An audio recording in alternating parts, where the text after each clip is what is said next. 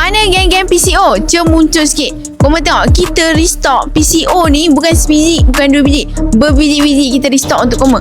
Sebab apa tau? Zaman sekarang ni orang lagi pilih, contohlah 125 dengan Y15. Orang lagi suka beli Y15 ni daripada 125 ni. Tak tahulah sebab apa. Sebelum keluarnya LC, Y15 ni mendonya dulu. Sebab apa? Kalau korang tahu anak muda sekarang semua nak pakai Y15.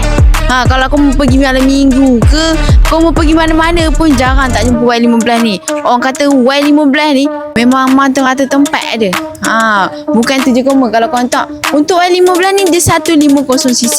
Dia ada 5 speed. Sebab tu lah anak muda sekarang suka. Dah ada 5 speed.